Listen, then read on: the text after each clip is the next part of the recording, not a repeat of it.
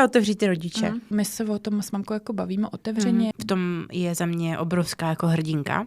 Mým údělem je jako držet tu rodinu pohromadě, což není jednoduchý, jo, sakra. Já jsem měla i starší muže, takže jo. Tak teď to dítě.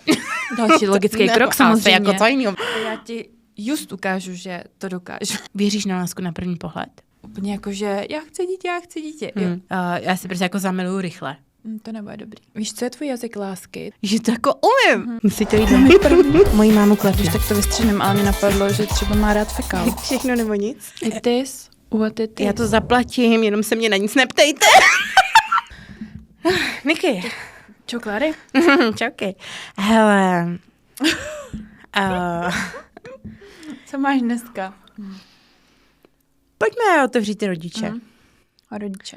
Ano, já vím, že jako všichni čekáme, až dojedeme tu časovou osu, že jo, všechny jako zajímá to moje manželství a tvoje dlouhý vztahy, který ač jako nebyly manželství, tak ale prašťaku hoď, když jsi prostě s někým jako dlouho a už tam jdeš třeba i do věcí, jako je hypotéka, že jo, a další, tak to už firmy. Je prostě jako firmy a tak to už je prostě, jako tam už chybí jenom ta změna příjmení, jinak jako. Přesně tak, no. A i když možná mindsetově, jako tam vidím rozdíl, protože to byla jedna jako z nejtěžších věcí pro mě po rozvodu. A možná se s tím vlastně pořád, jako to zase jako zásah do té identity, že jednou už se přijmeš tu roli té manželky, mindsetově si samozřejmě toho člověka jako bereš s tím, že je to happily forever and after prostě. Myslím, že jsem někdy i psala na Instagramu, jeden můj známý mě na tom jako často točí, jo, tady na tomhle tom jako moje happily ever after. Ale v tu chvíli tomu věříš, jo. Prozatím. Jo, jako v tu chvíli tomu prostě věříš, že to tam jako je. Takže myslím si, že než se jako dostaneme tady k těm věcem, které jsou jakoby víc už v té přítomnosti a možná osvětlí i některé naše jako rozhodnutí, tak ale na té cestě, na té naší identitě i na té současnosti a na těch jako rozhodnutích a v těch vztazích se prostě nechtě odráží ty rodiče. No jako rodiče to je jako velká kapitola a vlastně já to teda zmíním, že když pracuji jako s klientkama, třeba v terapii, tak vlastně tam vidím ten odraz, jako hlavně teda tatínků, že jo, skrze ty partnery, jako obrovský. A i my, co si neseme právě z té rodiny, je jako neskutečně velký, no. Takže... Jako, ještě bych jako do toho šla s tím, jako disclaimer, jako jo, musíme to říct, jako cílem teď není vinit ty rodiče. Ne, vůbec tady, jako. Jenom samozřejmě si od nich jako přebíráš nějaký vzorce nevědomě, něco si od nich přebíráš vědomě, protože jsou to ty lidi, kteří tě prostě vychovávají a jejich vlastní rozhodnutí a jejich vlastní chování a jejich vlastní identity a jejich vlastní nátory vlastně jakoby do tebe a do toho tvýho příběhu jako prolínají, že jo. No. A já jsem to začala odkrývat až jako recently, protože prostě já jsem vyrostla v milujícím prostředí, už zaznělo někde v nějakém jako z prvních dílů, že jsem rozmazlený fracek. Mně se opravdu jako lásky dostávalo a dostávalo se mi jako všeho, měla jsem prostě, nestrádali jsme v ničem, byla jsem podporovaná, nikdy jsem nebyla tlačená do toho, že musíš být právnička, musíš být zubařka, musíš být nevím co, to já jsem vůbec neměla. Já jsem naopak byla podporovaná v tom, což možná byla jedna z těžkých věcí, jako těch možností jako spoustu, jo? A já jsem měla ten luxus toho, že já si jako můžu vybrat. A teď to teda bylo, no tak já zkusím tak já budu hrát na klavír, tak já budu dělat tohle. Tak já půjdu do Anglie, tak ne, tak já jdu zase zpátky.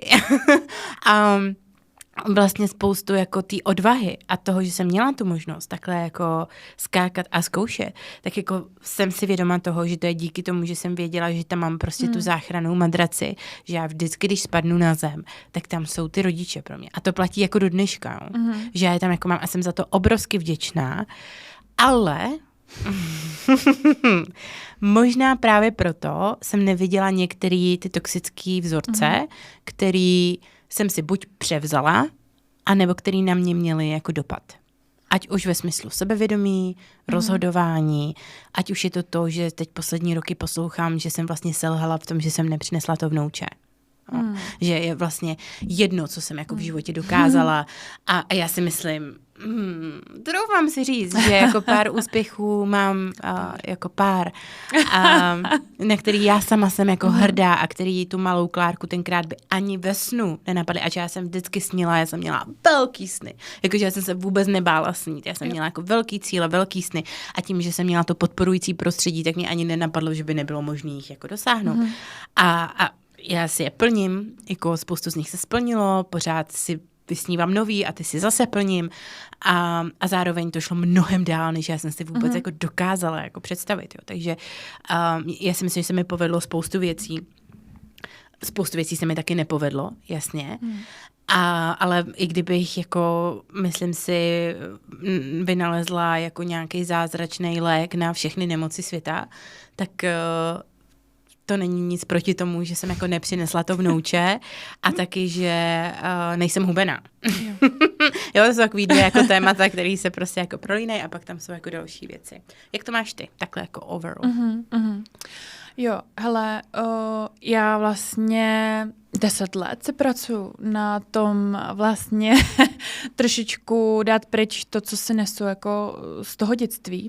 A my jsme do mých 11 v podstatě měli jako taky, já bych řekla, podporující prostředí, protože jsme měli všechno, ale zase my jsme to měli v tom, že se to vykupovalo jako penězma.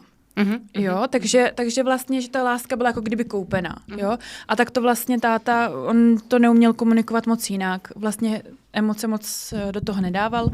A vlastně nám to bylo vždycky komunikovaný jako tím, že mám tě rád, protože ti koupím tohle, mám tě rád, protože dostaneš tohle, jo. To u nás bylo takový podobný, no.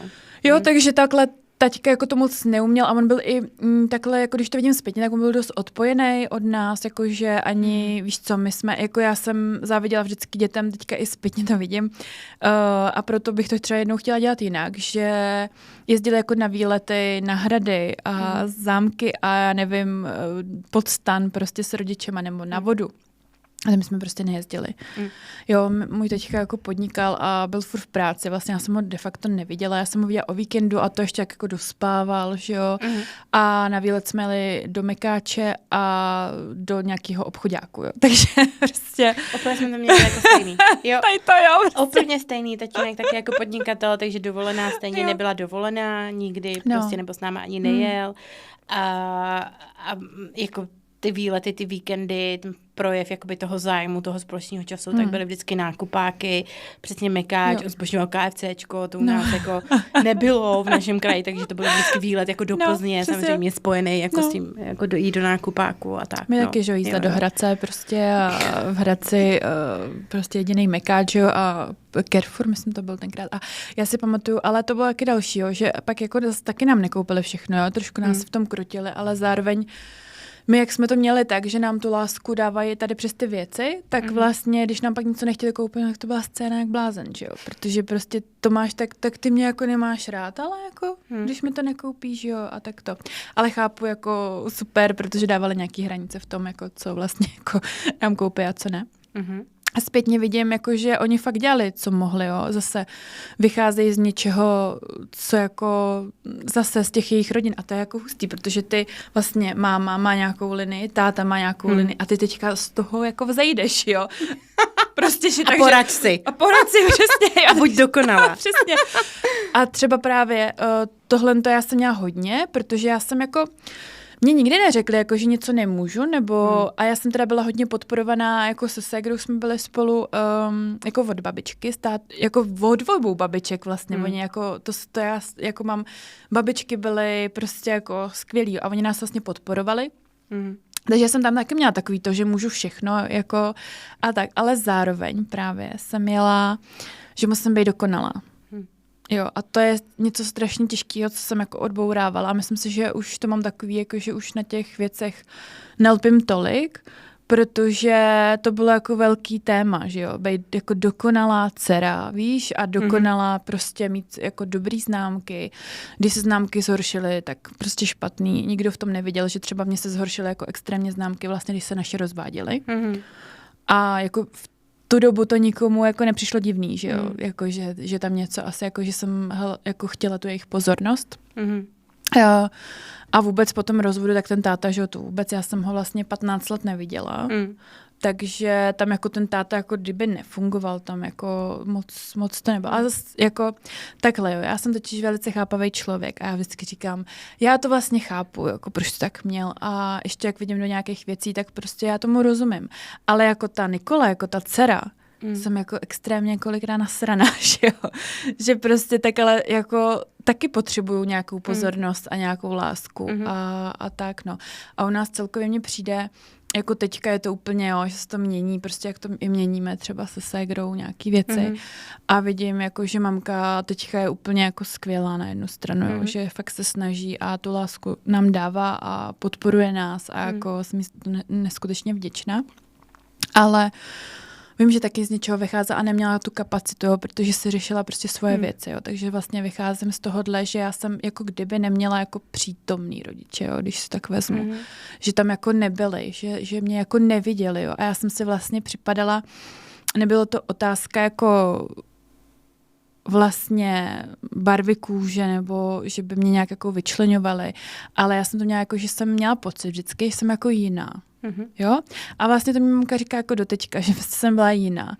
Jo? Vždycky jsem měla jako jiný cíle, jiný zájmy, vždycky jsem si šla za tím a taky to vycházelo přesně z toho, jako zaujmout tu pozornost.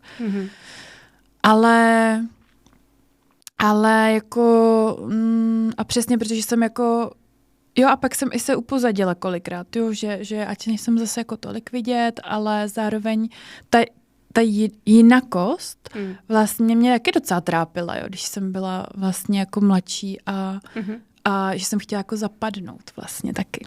Jo. Kdo nechce. A kdo nechce, kdo přesně. nechce, to je takový to, že chceš zapadnout do té skupiny, že jo. A z toho vlastně vycházelo i řada mých vztahů, že někdy to bylo fakt jenom o tom, jako vlastně žít ten život, který mi říkají, že bych měla žít, jo.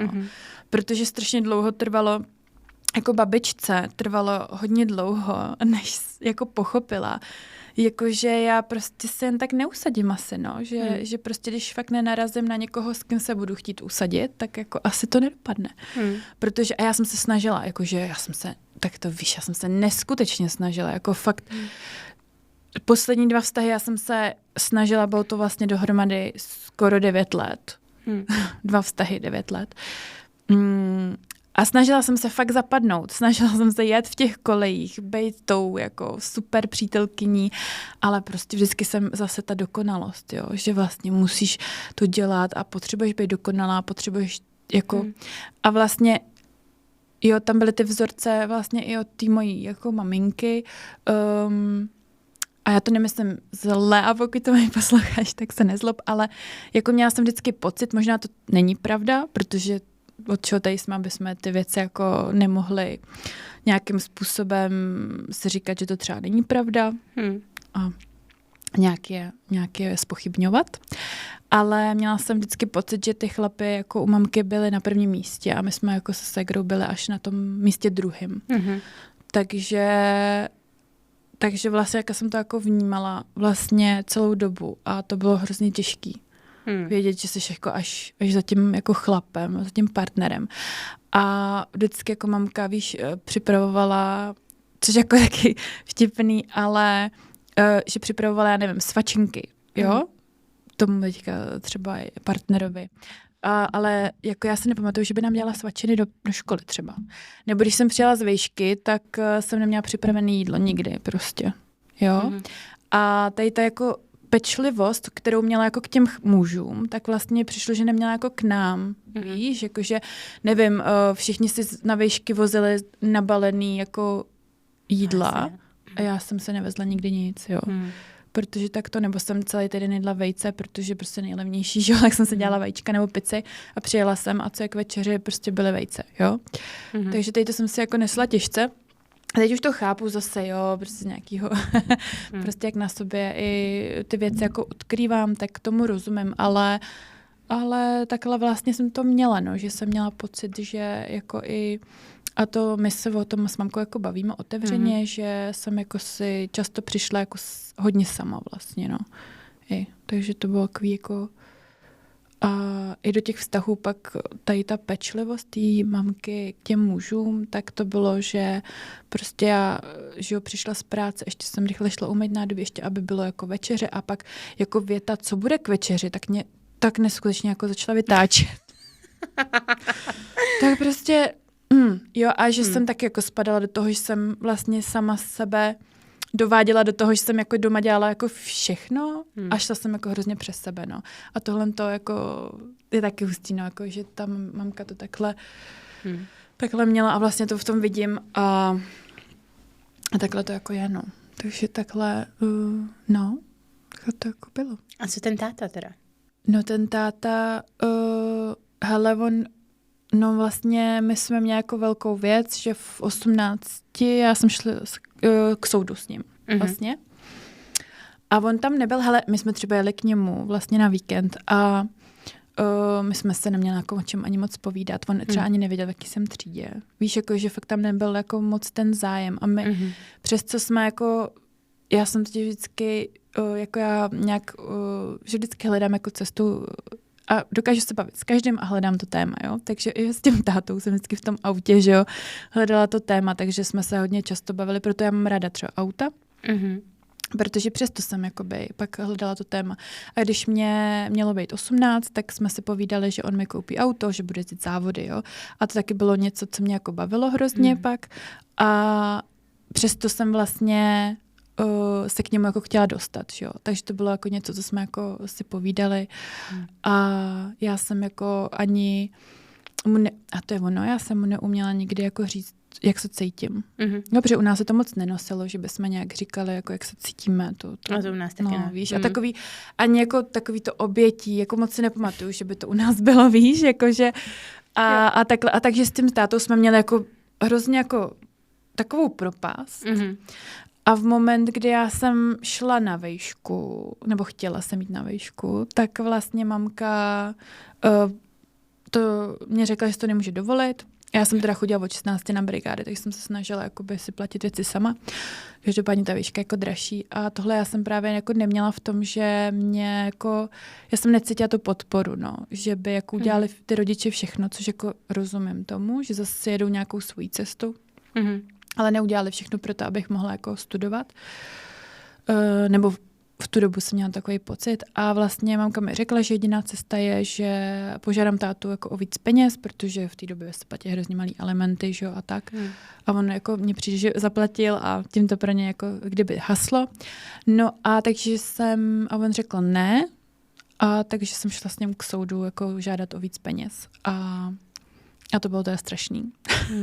A vlastně od té doby se nebavíme, no, že tam vlastně ty vztahy jako úplně ochladly a ta propast se jako zvětšovala, až je úplně jako, že si myslím někde v Americe. Jo, že já jsem tady a tam je Amerika a mezi náma je prostě úplně obrovská propast. Takže tam jako byla velká nepřítomnost toho otce, no. No a jak se tohle odráží v těch tvých vztazích? A to je ono, že vlastně tam se to odráželo jako tak, že já jsem vlastně se vždycky já jsem chtěla tu pozornost, že jo. Já jsem chtěla tu pozornost od toho a za mě jako nějaký, jo a vždycky, i když mě jako naštval ten chlap, ale pak se na mě udělal čas, tak pro mě to bylo úplně nejvíc, já jsem všechno zapomněla. Jo, vždycky prostě. A zároveň jsem pro něho chtěla udělat, já to tak mám, ale to je možná i jako má nějaká osobnost, že já jako když se rozhodnu pro vztah, tak do toho prostě chci dát jako 100%. A dělám všechno a právě možná až někde jako až moc, že právě jdu přes sebe, jo. A to je to že jako pečuju vlastně od toho druhého a i když, a to je právě ono, že dělala jsem něco, aniž bych to dělala jako chtěla, ale jenom proto, abych jako neodešel, nebo abych nebyla sama. Jo, takže tam byla jako tady ta rovina. Že a jeden čas jsem měla i starší muže, takže to bylo takový ty daddy issues klasický, daddy že jo. Klasický prostě, že když jako nemáš přítomného otce, tak většinou jako ho hledáš vlastně ve starších jako mužích. A i ten jeden byl vlastně starší můj, jako jo, byl ten dlouhodobější vztah, tak tam jsem i viděla jako spoustu rysů vlastně jako toho táty. How was I supposed to Takže, know what love looked like when daddy never showed me what felt right. Jo, přesně, a to je ono, to je strašně těžký vlastně najít jako to, co chceš, protože ty neznáš vůbec, ty nevíš, co chceš, protože jsi to nikdy jako neviděla, že já jsem jako nebyla nikdy ve funkčním nějakém jako vztahu. Viděla jsem jako babička s dědou, jako měli jako krásný vztah, ale zároveň jako taky, že tam vždycky máš jako něco, takže zase jo. A takže jako děda s babičkou fungovaly jako krásně. Takže jsem tam viděla, jako, ale zase tam byla ta láska podmíněná tím, že když budeš hodná, tak to bude jako dobrý. A když budeš jako jinak, tak to bude špatný. Že? A tak to jako funguje. Takže tady to mě jako hodně taky ovlivňovalo vlastně v těch vztazích. No. Snažila být prostě jako dělat všechno. Hodná holčička. Hodná holčička, tak. A prostě jí tak, jak se má, že jo, no. A to si myslím, že jako díky tomu poslednímu teďka vztahu se mi povedlo to jako strašně zbořit. Ač jsem došla do fáze, kdy to bylo jako těžké z toho odejít, protože už jsme byli jako hodně teda, že jo, zabrali, jako měli jsme hypotéku společně, takže to bylo jako velice náročný, ale já jsem fakt jako šla za tím, že já jako nemůžu už dál, protože já nemůžu už jít v těch kolejích právě. A potřebuju si jít jako svojí vlastní cestou. No a to, že to člověk zjistí až po 30, no tak to je tak jako cesta, jakože tak to prostě je, no. A to mi jako je, že já jsem se jako nesmířila s představou, že bych byla v něčem, v čem mi jako není úplně jako dobře. A prostě jsem si řekla jako nasrat, jdu pryč prostě. A ač jako to nebylo nic hrozný, víš co, to je taky to takový to. Ale tak jako to nebylo tak hrozný, ne, tak proč jsem nezůstala? A já to chápu, jako, ale nežijeme ve středověku. Jasně, že mě nevede nebo v nějakém pravěku, kde tě prostě táhne za vlasy, že jo, chlap. Ale už teďka řešíme zase jiné otázky, že jo, a chceme jako víc. A prostě je to tak, protože řešíme už jako naše, prostě jsme jinde, jsme v jiný, prostě jsme v jiném vesmíru. Jsme v jiném. Ne, jakože už neřešíme ty už otázky, jak přežít. Ta společnost je prostě jiná. Ta společnost se vyvinula a žijeme vlastně ve společnosti podle mě totálního blahobytu, ve kterém jsme ještě jako nežili nikdy, takže i vlastně poznáváme znova to a jako myslím si, že právě to je o tom, jako nezůstávat v něčem, v čem jako nám není dobře a bořit jako ty. Já tak mám mnoho. Prostě. Ne, ale přesně vím, jako o čem mluvíš, protože jak jsem vlastně se rozhodla, že odejdu od manžela, tak prostě to nepochopení bylo jako obrovský, jo, kdy vlastně mě už odvahu odcházet jakoby ze vztahu a jít si za svým, tak to je něco, co já jsem si převzala od maminky. Jo, kdy ona za prvý sebrala tu odvahu odejít od toho táty a předtím si i vlastně jako vybojovala ten vztah s tím tátou proti nesouhlasu jako babičky. Takže ta máma už prorazila u nás v tom rodu jakoby to boření tadyhle z těch bariér, otvírání jakoby těch dveří k tomu odchodu, za čím ty jako si chceš jít. Tak v tom je za mě obrovská jako hrdinka. Zároveň, když jsem odcházela od manžela, tak lidi se tě ptají prostě, a co ti teda jako udělal vlastně? Nemlátí tě, přesně. Jo. Máš jako, je hezký, jo, pracuje, nechlastá, no, to jsou za mě základní předpoklady toho, že jsem s ním jako vůbec byla, ale neznamená to, že mě to dělá jako, že mě tím dělá šťastnou přece, jako, že to je úplně bare minimum, jako za mě to vůbec bych si toho člověka ani nevzala, kdyby vlastně jako něco tadyhle z těch pilířů jako nestálo. Takže je to o tom, jaký máš jako ty očekávání. A mně říká jeden můj kamarád, tohodle opravdu necháme jako nejmenovanýho, ale on se v tom určitě uslyší. I když říkal, že dá šanci jenom prvnímu dílu, tak nevím, jestli to doposlouchá až sem, jestli jsme ho dostatečně jako zaujali. A každopádně to mi říká, že jsem jako neskutečně náročná, ale a proč nebejt náročná? Jako v něčích očích jsem možná jako náročná, v něčích očích bych pořád mohla chtít ještě jako víc, pořád prostě je to zase o úhlu toho pohledu a o tom, jak ty sama jsi jako náročná, ale já v tom vztahu taky jako potřebuju víc, protože a vím, a vyzkoušela jsem si, že se jako o sebe že dokážu postarat, přesně už jako nepotřebuju být s tím chlapem jenom proto, abych měla kde bydlet, jenom proto, abych jako měla co jíst, nebo proto, abych vůbec mohla třeba vycestovat vystupovat ze země, já nevím, můžeme jít prostě jako do jako úplných jako detailů tady. Já vlastně jako funguji jako samostatný tvor, ale neříkám, že jako nepotřebuju chlapa v tom životě, jako partnera, jo? To už je jedno, jestli tam chceš mít prostě ženu nebo muže, nebo jaký pohlaví, ale prostě jako toho partnera, toho parťáka do toho života, já za sebe vím, že jako potřebuju, ale nepotřebuju od něj to, že mě jako dá bare minimum, to si dám prostě sama. No, a to je právě to, co jako v dnešní době se děje, ale jako vidím to i na práci, že jo, s klientama, nebo když se bavíme se ženama, že jako je to čím dál víc, že ty ženy si uvědomujou vlastně, že už jako takhle to jako nechtějí a vlastně proč by se spokojili, jako kdyby, já nechci říct s málem, ono pro někoho to je hrozně moc, jo, to zase jako je těžký jako takhle vlastně jako hodnotit, ale mění se to, no, a tak to bude podle mě do budoucna a taky no, takže a ty máš pocit, že jsi náročná, nebo... Ale jako jo, ale ve smyslu toho, že mně to přijde OK. Jo, super. Jako já vím, že mám nějaký svoje jako nároky, ale jako není to něco, co bych vnímala jako nějaký handicap, nebo prostě to jsou jako věci, ke kterým jsem si došla. A ještě teda jakoby k tomu, jak jsem odcházela od toho manžela, tak sice ano, nemlátí tě a tohle. A nejenom, že jako nenaplňuje některý teda z těch mých požadavků, ke kterým jsem se jako došla, že si prostě jako zasloužím, nebo že je potřebuju, abych v tom vztahu byla jako spokojená. Tak ale samozřejmě se tam jako dějou věci, které ostatní jako nevidí. Jo. A to, že tě zrovna jako fyzicky nemlátí, což může být jako podstatná věc pro tebe, kde znamená, že tam třeba neděje jako něco jiného, co tě prostě jako zraňuje. Víš? No, takže to jenom, že to prostě jako chápu. No a jak to máš jako s tatínkem? Tatínek. Jak to máte? Hele, můj tatínek je můj takový jako hrdina, jo? Nebudu lhát, že ne. On mě inspiruje v mnoha věcech. A teď jsem to zrovna i někde psala na LinkedInu, kdy prostě jako ve svém věku rozjíždí znova prostě podnikání téměř jako od nuly a mohl by se na to vyprdnout, je prostě jako v důchodu.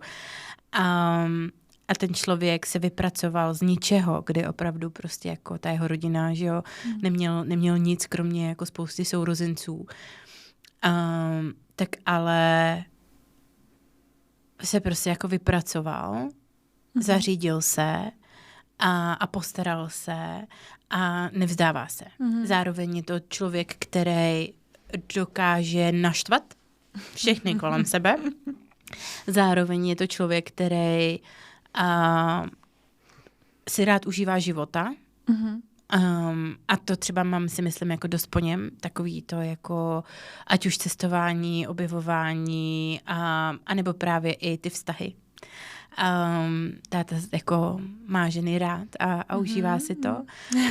A to nesoudím, říkám prostě, jak věci jsou. A zároveň ale jako vím, že moji rodiče, každý zvlášť, jsou prostě fantastický lidi, na tom jsme se shodli jako s mojí ségrou. Dohromady, jako je to takovej binec, který ale na jednu stranu je jako vlastně krásnej, ale byl jako obrovsky toxický. A já jsem si teda žila v nějakém svém jako La La Landu, nebo ségra říká, myslím Clara Landu, jo, kdy já mám prostě to dětství, já mám úplně jako jiný zážitky z dětství nebo jiný prožitek z toho dětství nebo z toho fungování té rodiny, než ta moje mladší ségra, na kterou to víc dopadalo, podobně jako ty si říkala, že tě ovlivnil ten rozvod a tak, ale já, jak jsem si jako žila v tom svém Clara Landu, tak jsem to prostě jako, tak to na mě tak nedopadalo. To nebylo, že bych to jako nevnímala, ale mě to jako tak neovlivňovalo. A z toho, co říká ségra, já už to teď vidím jako taky, že vždycky, když já jsem přijela domů, tak byly věci jinak. Protože je tam ta Klárka. Jo, a ať už je to z toho, že je tam potřeba nějakým způsobem mě chránit, protože oni ví, že jsem taková křehoučka a že jsem tady čerstvá dušička. A nebo je to tím, že údělem mojí duše je vlastně tu rodinu jako držet pohromadě, už jenom jako to, za jakých okolností jsem se narodila a tak něco, k čemu jsem si došla v rámci konstelací a teď mi to vlastně na Bali potvrdil i šaman, i vědma, i prostě všichni tam došli jako ke stejnému závěru, že mým údělem je jako držet tu rodinu pohromadě, což není jednoduchý, jo, sakra. Je náročný job toto. Tak ale jo, já mám ten efekt, jo, že prostě i tím, jak jsem jako pryč, jak tam jako nebydlím, tak když už jako přijedu, tak je to taková jako sláva a jsem ten důvod, proč si sednou pořád ještě dneska jako k jednomu stolu a jsem ten důvod, že se navaří a většinou jako to spustí nějaký procesy, nějaký komunikace v té rodině a tak, což samozřejmě nedělá dobře mezi mnou a ségrou, ale to je jakoby speciální kapitola. Takže to působí tak jako tyjo, Kláro, jako dobrý. A teď přijde to ale, jo. A kdy... Tam je ale, no. Jak jsem teda ten mix, tak od maminky mám trošku takový to pochybování o sobě. Takový to jako, protože maminka má hodně nízký sebevědomí, bo už je to jako lepší, ale pracovala s tím vlastně jako celý život. A zároveň moje mamka věří, že čím méně jsi jako viditelná, ona takhle byla prostě jako vychovaná, tak tím jako líp, jo. Takže tam máme ten kleš toho, že já zase jako potom tátovi mám takový to jako hele, tady jsem, jako jo, a koukej. Mami, a koukej, já ti to jako předvedu a všichni se koukejte a já vám to předvedu, jo. A už to začínalo, že jo, ve škole prostě lít na besídce a prostě jako já jsem byla vždycky ten vůdčí jakoby typ a to tam zase jde od toho táty. No a teď jsem jako pozorovala, že jo, to jejich manželství, ať to tak nepůsobilo, tak jako přebíráš to chování, a kdy moje maminka musela, byla tak, jako má to převzatý od babičky a to má zase jako od svojí maminky. Máme v linii takový silný ženy. No? Takový ženy prostě v mužský roli, samostatný, naprosto jako nic nepotřebujou, že jo, dřevo nasekaj, všechno udělají, peníze vydělají, mamuta přinesou, oheň rozdělají, jo, a chlap večer přijde, tak mu ještě dám lavor prostě a udělám mu masáž. Tak takhle jako nějak prostě fungovaly ženy jako v našem rodu. A zároveň byly jako i v té domácnosti, já se jako vybavuju, že máma toho tátu hodně jako vlastně sekírovala. A mně to přišlo normální. Jo. A je to něco, co já jsem pak taky jako dělala, protože mi vlastně přišlo, že to je ta moje role té manželky, že jako v dobrý víře a jako toho chlapa organizuješ. No jasně, to znám taky moc dobře. No. a zároveň mu neposkytneš mu ten prostor k tomu, aby byl tím mužem, protože já všechno zvládnu sama. Jo? Stejně si to udělám líp. Jo? Ty akorát uděláš bordel, prosím tě. Jo? A tím pádem, ale já jsem se stala tím chlapem a jeho jsem pak obvinovala z toho, že nemůžu být tou ženou. Jo. Jasně. A klasika. Prostě klasika. Jo. No. Maminky naše milovaný. Jo. A mamka si k tomu jako došla, teď jako co už jako ve vztahu teď, tak vidím, že je to zase jako druhý extrém, kdy je mi někdy jejího přítele až líto. On bude vědět. Po partnera, nebo já nevím, jak se, jak už jako to. Jakože taky z toho vyrostla, maminka trošičku, mám z ní radost. A takže tam takhle teda ta role té mamky, jo, silná prostě žena, já jsem si to převzala, že musím být taky taková, nebo že musím, je to prostě normální, takhle to teda jakoby má být. No a táta teda, ač takhle takovej můj hrdina a tak tím, že hodně pracoval a tím, že si rád užívá ten vlastní jakoby život, který měl vždycky mimo tu rodinu, tak chyběl za mě jako v důležitých momentech tam nějakým způsobem vždycky nebyl. On tam jako takhle, on se těžko vysvětluje, jo, protože táta je ten člověk, že kdykoliv mu zavolám, kdybych mu zavolala teď, že se mi tady něco děje, tak on sedne do auta a jede sem. Jo? Okamžitě přijede. My máme se ségrou z toho i jako vtip, jo? Že prostě zavolám tátovi a ozve se, jedu tam. Nehejbej se, jedu tam. Jo? A nejednou mě jel zachránit a nejednou. Prostě, a proto vím, že on je pak vždycky nervózní, když já jsem někde ve světě, protože tam nemůže dojet tím autem tak jako jednoduše a pomoct mi a zachránit mě. Tak ale třeba si pamatuju svůj věneček, kde nebyl. Jo. A ono to je takový, to je přesně ono, jako jo, že on samozřejmě dělá to nejlepší, co může a má pocit, že ti vlastně dává strašně jako moc a dává ti moc. Dává ti jako obrovsky moc, ale nedosycuje ti to, co zrovna jako potřebuješ, jo. A já vím, že tyhle jako zásadní momenty pro mě zlomový, že tam ten táta vlastně jako nikdy nebyl. A ať jsem se snažila si to jako zpracovat, tak i teď je to týden zpátky a když jsem vystupovala prostě na nějaký konferenci a táta tam vlastně přišel, což bylo poprvé, tak zase to zabrnkalo na tu strunku, že on je tady. Jo, takže jako pořád tam je vlastně takový to, že jako tati, vidíš mě? Jo. Jak se tohle promítá do těch vztahů? Tam je těch rovin jako několik. No. Jo, jako ukazovat, tohle je jako velký vlastně, jako když potřebuješ jako ukazovat tomu tátovi, hele, tohle jsem dokázala. Jo. Hele, tohle prostě dělám, jakože vidíš to, jako vidíš a chceš vlastně to uznání, že jo, který jako přesně jako, že ty si tady jedeš tuhle linku a pak ale přijde to, že no ale nemáš dítě. A pak jako taky takový to, co má vlastně teda, jak si mám definovat toho partnera, co já teda vlastně po něm chci, protože to nikdy jako neviděla. Já jsem viděla, že ten táta vlastně pořád nebyl doma, jo. Já chápu, že vydělával peníze a všechno, ale nemyslím si, že jako vždycky, jo, protože on si i rád užíval ten svůj jako život prostě. Jo. Nebo nebyl s náma na těch dovolených, nebyl prostě doma, nevybavuju si ho, že by v té domácnosti něco jako dělal, většinou někoho poslal, když už to bylo něco, co jako máma nezvládne, tak poslal někoho jakoby jinýho. A vlastně, co je teda ta mužská role v tom vztahu, to je něco, co jsem jako hledala obrovsky dlouho, protože já jediný, co jsem zažívala, kdy ten chlap jako měl tu roli, bylo přivezu, odvezu, vezmu vás do nákupáku a zaplatím to. Takže tohle mi vlastně trvalo jako obrovsky dlouho si definovat, co to vlastně jako chci v tom partnerovi, aby to mužství, jak to mužství má jako vypadat v té domácnosti nebo v tom vztahu. Jenom mě k tomu napadá, víš, co je tvůj jazyk lásky? Co tě vlastně, jako že ten muž, jakým stylem? Vlastně ty víš, že tě jako miluje? Vím, zároveň se mi to měnilo. Tím, jak jsem si i vlastně definovala jakoby tu svoji identitu, tak se mi to jako přelejvalo a měnilo. U mě to nikdy nebyly ty dárky věcný, jak tam je jeden z těch jazyků. A bylo to hodně o ujišťování, a což tam mám jako pořád, protože jsem overthinker. Takže jako potřebuju občas nějaký jakoby to ujištěníčko. Zároveň nikdy jsem tam neměla doteky, nikdy jsem tam neměla jako ten fyzický touch.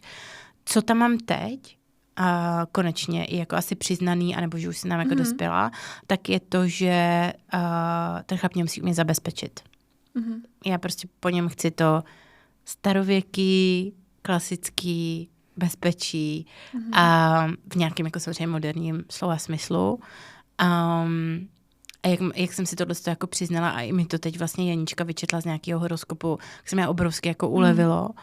A vím, že teda některým ženám v mém okolí se to strašně těžko zkousává, protože si mysleli, že jsem větší feministka, ale za mě toho s feminismem vůbec jako nesouvisí, protože já jsem tohleto zažívala jako holka, že jsem věděla, že v tom tátovi máme tohleto jako bezpečí. On velice silně stál v této svojí mužské roli.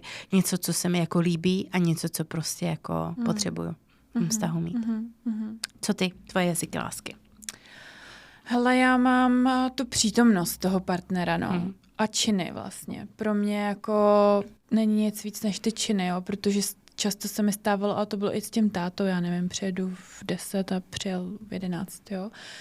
A celkově, že jsem už přestávala věřit vlastně, že něco dodrží. A to jsem měla hodně s těma partnerama. Já jsem jako bezhlavě věřila, že dodržej a pak to nedodržovali a jako to mě vlastně jako hodně vadilo.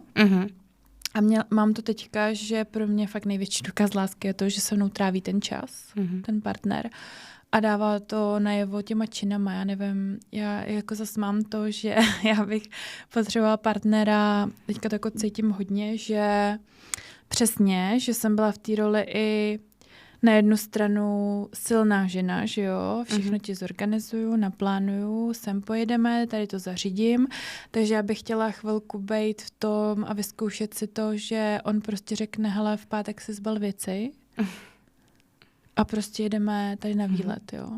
A to bych chtěla zažít, protože vždycky jsem to plánovala já, všechny ty dovolený, prostě výlety. A mě to baví, já neříkám, ale když to děláš jako pořád a pořád musíš vymýšlet a co k večeři, ráda bych, aby třeba ten partner jako se neptal a prostě třeba přivez tu večeři od někať, víš, a takový. Takže tady ty jako možná činy pro mě jsou momentálně jako největší vlastně důkaz lásky. To, že a hrozně bych si přála pustit přesně takovou tu mužskou jako nějakou energii a opravdu se dostat do té ženský a jenom bejt a vlastně jako pozorovat a jak on to jako zařídí a já jako mu poskytnu právě taky tu péči, což teda musím říct, že to jsem se jako převzala od mamky a to mám ráda, zase jako pečovat o toho druhého, mě to jako baví. Do určitý míry samozřejmě nesmí to být zase nějak jako přestřelený. Každopádně tohle bych si jako velice přála. A je to za mě jako hodně to, že a vlastně vždycky, když to vezmu zpátky, tak mě udělalo největší radost, když nás táta vzal prostě na výlet, že jo, a strávil s náma. A paradoxně nejlepší čas byl, když se jako rozvedli s mamkou a on půl roku byl jenom s náma, než jako nám představil novou partnerku, kvůli který vlastně se jako naši rozvedli, tak byl půl roku s náma. A to bylo jako za mě nejlepší období, protože on nás bral jako fakt na výlety, ale a spali jsme třeba v hotelech, pak jsme jezdili k babičce a jako fakt jsme s tím trávili čas a do té doby mně přijde, že jsem jako, i když jsme byli, oni nás každý rok brali jako nás brali do Chorvatska na dovolenou, tak jsme jako jezdili a to bylo super, ale stejně jsem měla pocit, že jako nejsou přítomný. Pořád tam to bylo jako, že a v ten moment toho půl roku on nám opravdu věnoval ten čas a to pro mě bylo nejvíc a mám to i teďka s partnerama, že já si vážím nejvíc toho času.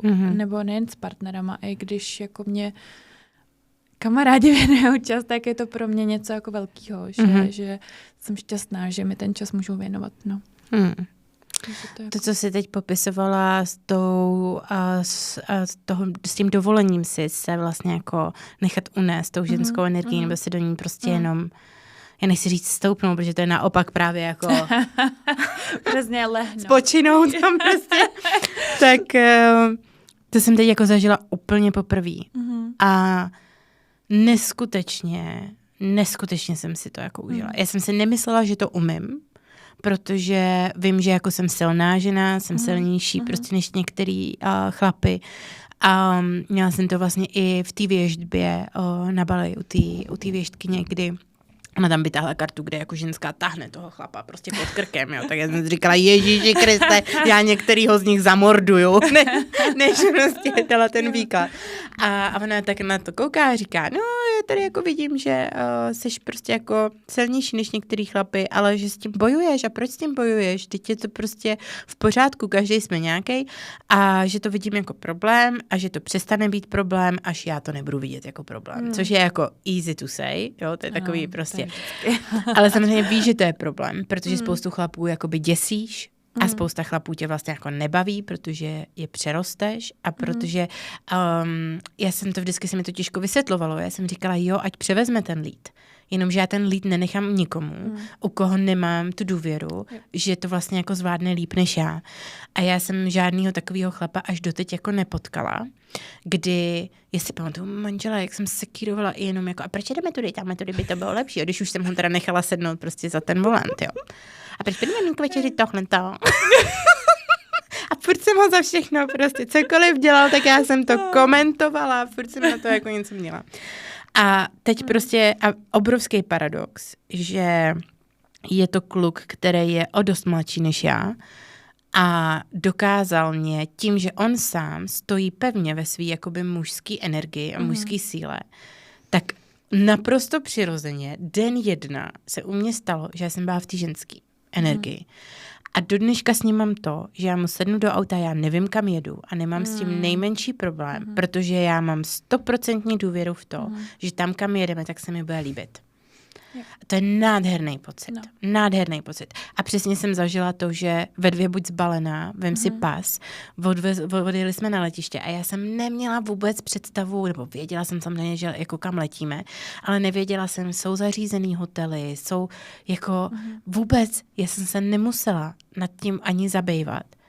A já jsem najednou jako i řešila třeba, že jsem letěla v šatech. Jsem nikdy jako, že jsem si najednou řešila jako by ty ženský věci, víš, který mě nikdy jako jsem si jako jaký tady. Ale najednou prostě tam byl ten prostor, že já jsem se vedle něho jako cítila jako ta žena, přesně úplně jako jenom oddaná, following you, I don't care, vůbec jako jsem nemusela nic a bylo to pro mě obrovsky krásný a strašně se mi ulevilo, že to jako umím. A jsem si říkala, yes, prostě, tak je to možný, je to jako možný, ale zároveň v tom nevidím to, že bych jako ztratila tu svoji sílu. To není o tom, že ztratíš tu svoji sílu. To je jenom o tom, že si dovolíš na to všecko nebejt sama. Tak. A nemít to všechno pod tou jako maximální kontrolou. Já tam vůbec necítím, že bych jako ztratila svoji sílu. Pořád vím, že mám tu možnost prostě jako odejít. Pořád vím, že na něm nejsem nějak závislá. Ale zároveň vím, že si navzájem dosycujeme to, co potřebujeme. Že on má taky že věci, které zase já tam jako přináším. Ale tak to jsem maličko jako odbočila. Ještě bych se chtěla stočit, když jsme u tématu rodičů a rodiny, tak k tomu patří ty děti. A pojďme to možná jako smést ze stolu hned nějak takhle jako v těch úvodních dílech, jo, protože je to téma, který nejenom, že asi jako každá z nás samostatně jsme si zpracovávali, pořád jako v nějakých vlnách, že jo, se k tomu vracíš, zpracováváš a řeší to naše okolí. Jo. A řešíme to vlastně i jako spolu. Takže co ty děti teda? Proč je vlastně nemáme? Nebo jak je možný, že je nemáme? Že? Co jsme si to dovolili? Hele, asi je to prostě dobře, že je nemáme, no. Já taky jako, jo, si jako myslím. Vlastně jako moje zkušenost je taková, že já jsem nějak měla, že budu mít dítě do 28. Jo, to jsem měla v sobě hodně ukotvený, ale neměla, protože to dítě jako nepřišlo. A já si myslím, že to je fakt, že tak nějak, jak je na to člověk jako připravený, jak si to v sobě dovolí. Protože co jsem měla tenkrát partnera, se kterým jsem to dítě chtěla, tak tam jako vůbec nebyla cesta. Já už jsem věděla, že tam to jako nedopadne. A já nevím, jestli jsi to někdy zažila. A každopádně já jsem to zažila. Takovou tu, kdy jako přijdou ty biologické hodiny. Nebo mateřský, nebo jak se tomu... Biologický, podle mě. A... On nám to když tak někdo napíše do komentářů. No, to jsem teďka jako mě vypadlo. Každopádně já jsem to dítě chtěla jako extrémně moc. A až takovým stylem, že vlastně jsem odradila podle mě toho partnera, protože on se jako leknul. Já jsem byla úplně jako, že já chci dítě. Jo. A to byl tak extrémně silný pocit. Ale pak jsem ho samozřejmě rozklíčovala a bylo to jako mít někoho. Jo, protože to byl ten pocit, jako mít k sobě někoho, protože v tom partnerovi jsem neměla nějakou tu oporu, nebo necítila jsem to tak jsem se jako chtěla upnout, jako kdyby na to dítě, jo, že prostě budu mít něco, co bude jako jenom moje. Ono by ti to pak hitlo za 18 let. A právě, přesně tak. Vím, že to nebylo z dobrýho nějakého nastavení, takže jsem ráda, že se to neudálo, protože by to mělo další jako konsekvence a vím, že by to nebylo dobrý. Vůbec by to nebylo dobrý. Takže jsem jako ráda. S dalším už jsem to měla docela pořešený, ale to dítě jako vnímám a já jsem vůči tomu dost otevřená a není to, že bych dítě nechtěla, protože to vůbec tak není. Já naopak jako děti a těším se moc jako mít rodinu, ale vlastně asi jsem i vzhledem k tomu, co se dělo doma a k té zkušenosti, tak já to tak mám, že to dítě si opravdu udělám s někým, se kterým budu vědět, že spolu budeme jako. Budeš to někdy vědět? Myslíš si, že to můžeš nebo vědět? Nebo takhle, že budu vědět, že spolu budeme určitý čas a kdyby ne, kdyby došlo k tomu, že spolu nebudeme, tak ale budu mít v sobě pocit klidu, že i tak to zvládneme. I když půjdeme od sebe, tak ale to dítě nebude trpět, protože to si myslím, že je jako to nejdůležitější. A to si beru vlastně z té zkušenosti s rodičema. A možná právě proto to mám vlastně v sobě, když mám špetku nejistoty v tom partnerovi, se kterým jsem byla v minulosti, tak jsem tam měla prostě když jsem měla pochybnost, že bychom to nezvládli, že to dítě by trpělo, protože prostě jsme, jaký jsme, tak bych do toho nešla. No. Takže až asi v moment, kdy poznám, a já furt si myslím, že dítě by se mělo narodit opravdu z čisté lásky. Možná to je naivní představa, ale myslím si, že by to mělo, že to je takový ten jako fakt to nejvíc, co můžeš na tomhle světě udělat. Mám to takhle nastavený a myslím si, že by mělo přijít do lásky plný rodiny. A tak bych si to jako přála, i když vždycky bude něco. To je jasný. Ale přála bych si, abych byla tak zamilovaná, že se řeknu s tím partnerem a tolik mu budu věřit, že to dítě přivedeme. A byla i taková doba, kdy i jsme se snažili, ale to dítě nepřicházelo. A já jsem vlastně, do toho šly ty pochybnosti a já jsem došla k tomu, že to není partner pro mě a že s ním to dítě nechci mít. Takže to není, mám kolem sebe i lidi, kteří tvrdí, že jako nechci. A že měla jsem i v minulosti, že jsem kariéristka, že prostě jako jedu na tohle, ale to vůbec... Došla jsem si k tomu, že to není pravda. Já se na dítě extrémně těším, ale už to mám zpracovaný v tom, že neudělám si dítě s každým. Jenom proto, abych měla dítě. No, já tomu rozumím. Mě teď táta vyprávěl vlastně, něco, jako že jsem ho připravila o jeho životní štěstí, tím, že jsem jako ještě nepřinesla to vnouče. Tak jsem mu říkala, že vlastně jako není problém ho přinést a můžu jít jako dneska ven a otěhotnět, chápeš, jakože to mi nepřijde ta část, jako, která je náročná. Přesně, to je ono.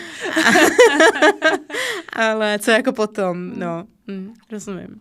No a jak to máš ty teda v otázce dítěte, protože... Velká question. Velká question. Já jakoby jsem nikdy... Já jsem jako vždycky říkala, že se ani nevdám, jo, pak jsem se vdala, ale neměla jsem tam takový ani jeden z mých snů, mnoha, nikdy nebyl se vdát, mít dítě, vozit ho na kroužky a jako dělat tu rodinu. Jo. To nikdy na žádným z mých ani jako asi vision boardů nebylo.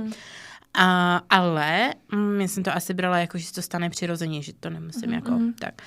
A pak jsem se teda z lásky provdala, z velké lásky, ale děti jsme neřešili. My jsme oba vlastně byli na univerzitě. Měli jsme úplně jako jiný společný nějaký jako cíle.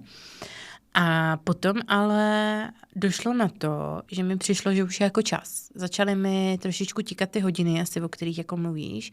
Nebylo to tak silný, to tikání, myslím si zpětně, že to spíš bylo něco jako, že mi to přišlo, že by to tak mělo být. Jo, že už jsme prostě měli jako dostudováno, už prostě nějaký jako stabilizovaný stav, byli jsme spolu už nějakých prostě, nevím, 6 let v té době, kdy jsem s tím prostě začala. A tak mi to vlastně přišlo, že tak teď to dítě. Další logický krok samozřejmě. Jako co jiného bychom chtěli dělat.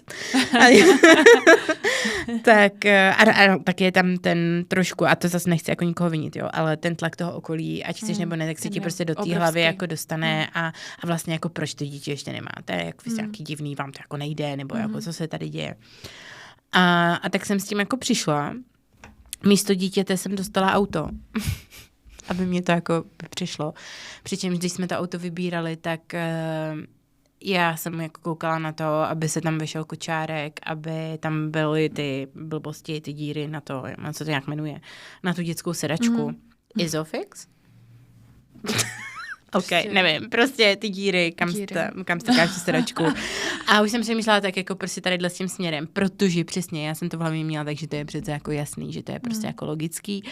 A byl to jako obrovský bod zlomu, který vlastně jako pak vedl k tomu rozvodu. Jo.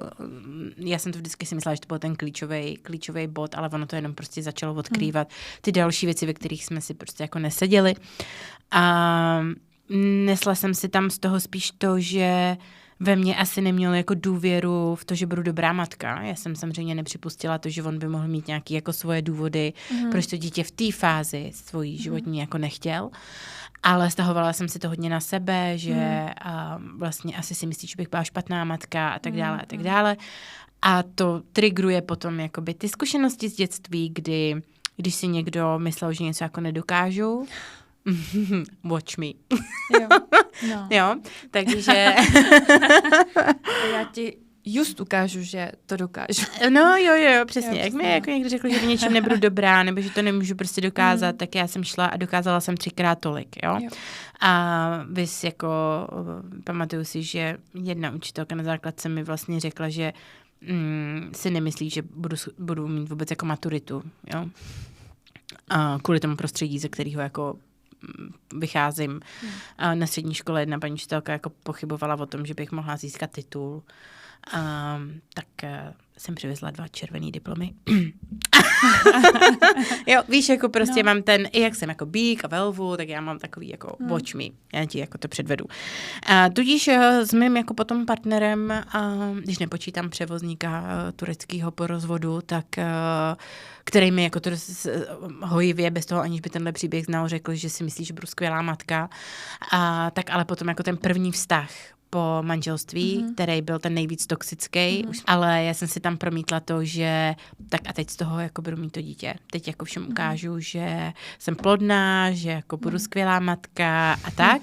A asi to bylo umocněný i tím, že on už děti má, takže jsem tam viděla takovou tu iluzi té rodiny a najednou to jako dávalo smysl, jako jo, pojďme teda jako taky vytvořit tu rodinu a podobně jako si říkala ty, že jsi šťastná, že je nemáš, tak já teda taky děkuju Andělu Strážnému, že tady to jako nevyšlo, protože by to prostě nebylo dobrý ani pro mě, ani pro něj, ani pro to dítě. Tak. Jako pro nikoho by tohle nebylo dobrý. A taky to nemám tak, že bych jako děti nechtěla. Zároveň jsem ale nikdy neměla jakoby ten správnej, že by mi jako tikaly ty hodiny, nebo že bych to dítě chtěla z těch správných důvodů, jo, jako udělat si dítě, jenom abych bývalýmu manželovi ukázala, že umím být dobrá matka, není úplně OK. A tam, když jsem to dítě chtěla, tak to přesně bylo, jenom protože jsem si myslela, že bych jako měla. A teď jakoby jsem v ten vztah, ve kterém jsem teď taky obrovsky čerstvej, kdy prostě je to tak křehoučký, mám tam spoustu věcí, které mi právě jako vyplavávají z minulosti, nějaký traumata a strachy, který se musí nejdřív jako za mě zpracovat. Musíme si vlastně nejdřív jako ujasnit, jestli vůbec spolu jako chceme být, nebo co je to fakt takový jakoby čerstvounký a užíváme se jako tak, jak to je teď. Ale musím se přiznat, že tam jako poprvé cítím, že tohle je chlap, se kterým si to dokážu představit. A to je něco, co si myslím, že fakt jako se říká, že poznáš toho partnera, tak poznáš. Já vlastně vždycky na začátku vztahu, já nevím, jak jsi to měla ty, ale já jsem poznala, jestli to je on nebo ne. Dřív nebo později. Jenom pak mě trvalo dlouho, než jsem se to jako sama přiznala, protože máš ten dokonalý obrázek a to je častý, že ty dokonalosti vlastně toho, že budeš mít tu rodinu, že budeš žít vlastně tak, jak přesně každý ti říká, že bys měla mít dítě, tak budeš mít to dítě, že jo. A pak je takový, když narazíš s tou realitou, nebo já jsem vždycky narazila do té reality a vlastně jsem k sobě musela být strašně neskutečně upřímná a říct si, hele ne, takhle jako to nechci a takhle to nebude. A to bylo těžké v tom, že jsem třeba to dítě chtěla a chtěla jsem ten dokonalej obrázek toho, což asi je těžký někdy dosáhnout a je hrozně těžký si připustit, že to je špatný, že už dál to nepůjde. A tak to je, no. Ale jakoby takhle. Po bitvě je pak každý generál, jo? To víš, že teď ti řeknu, teď tohle jsem na začátku jako viděla. Ale já mám zase jako takovou vlastnost, že, a mám jako v těch předpokladech i horoskopových a v předpokladech svého human designu a dalších, já se prostě jako zamiluju rychle. To mám prostě, já mám ty emoce jako obrovské jako silný na začátku. Ale tím, že jsem zažila lásku na první pohled, fakt takovou tu, co tě prostě pošle jako do kolen. A to bylo s tím mým bývalým manželem, jako první pohledy se prostě střetly a já jsem cítila tu slabost v těch kolenou a neuvěřitelnou jako energii, která s mezi náma jakoby proproudila v tu chvíli. Takže vím, jak láska na první pohled jako vypadá a to jsem zažila takhle silný jenom jednou a s ním. A pak už jako Ne, pak to byly takový, jakože, že mi to přišlo jako osud, že jsme se teda jako potkali na nějakém zajímavém místě, nebo že jsme si nějak jako rozuměli, nebo tam byla nějaká spíš jako fyzická přitažlivost, kterou jsme jako přetavili v nějaký jako vztah nebo románek. A teď vlastně u toho marockého delightu, tak tam to bylo jako podobný, že jsem byla taková úplně konsternovaná a vlastně jako zhypnotizovaná. Ale nebylo to tak silný, jako to bylo jako tenkrát. Věříš na lásku na první pohled? Hele, věřím na nějakou energii, která se jako odehrává. Dřív jsem věřila, teď to tak úplně nemám. Já spíš věřím na... právě teďka vyhledávám i ten klid a tu stálost, než ten ohňostroj. Teď jsem v té fázi, jo, že musí to tam jako jiskřit, ale zase mám takový pocit, že když to jiskří hodně, tak z minulosti nemám s tím dobrý zkušenosti. Takže... Nebo no je to prej, že tě to tělo varuje totiž. Právě, ono jako to, co my si myslíme, jako že je láska na první pohled. Tak... Protože někdy právě jsem měla pocit, že to bylo takový to, já nevím, kdo na co samozřejmě věří, ale právě karmický. Mám pocit, že když to ve mně vyvolávalo právě tu chemii, takže se tam něco dělo právě na základě toho, že to bylo jako hodně karmický. Takže těžko říct, no, teď nevím, ale věřím na to, že až ho potkám, tak ho poznám. No jasně. A to mi říkala i to. Tak Janička mi to říká v kartách prostě jakoby furt. Ale že to bude právě takový ten možná klid. Jo. Spíš. A to mi říkala i ta šamanka jako... teď a ta vědma, že ona říkala, jako there will be no questions. Tak, že vůbec jako nebudou mít pochyby. A prej je jako někde blízko a to už poslouchám jako dlouho. No. Ale víš, že právě že já jsem vlastně v každém vztahu měla pochybnosti. No. A já jsem myslela... No, ale... jako nemám co mluvit. A já věřím možná, jako já jsem dost naivní, to si musíme říct, jo. Každopádně věřím na to, že to bude. Že opravdu narazím na někoho, ale nemám to tak, že bych jako nutně myslela si, že budem do konce života. To já zase úplně nejsem a mě by to i jako děsilo, být s někým do konce života.